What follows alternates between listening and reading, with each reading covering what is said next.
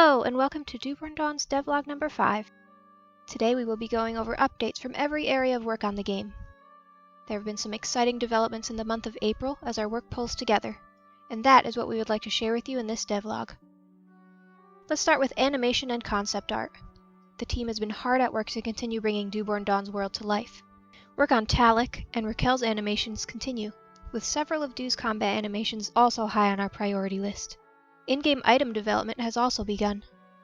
Along with this, we've been conceptualizing the in-game map and how it would fit into Dew's lore as well as the surrounding world.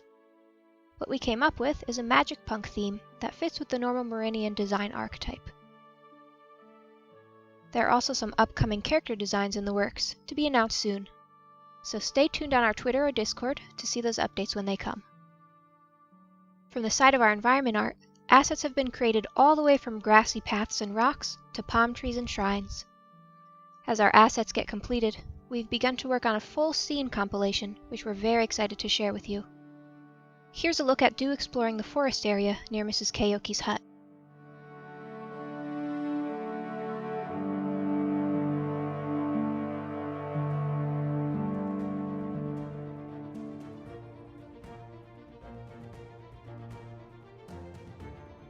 As for music, did you notice the song change in the background?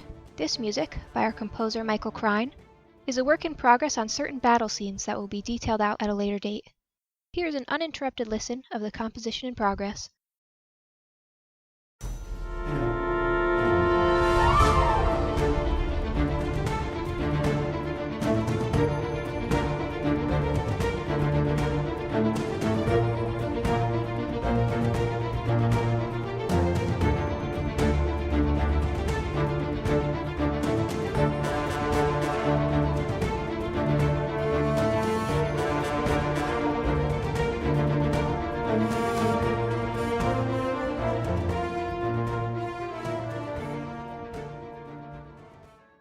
Next, as our forest areas and characters near completion, we will be working on new areas to explore and new enemies to fight, refining and adding UI elements, as well as continuing to incorporate everything into Unity as we go. And in closing, we'd like to share something we learned in Unity this month. Unity's ability to do depth of field effects like blurring requires it to take into consideration certain rendering variables such as depth. This works on 3D geometry where edges are defined, but due to the alpha setting of 2D graphics, this produces a lot of issues when trying to automate it in the engine.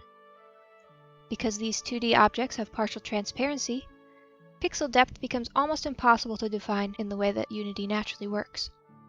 This causes a lot of performance issues when trying to utilize depth of field effects for 2D assets.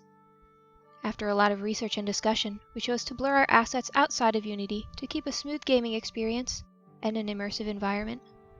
As you can see, with a small amount of rework, we overcame this minor problem and scene work continues.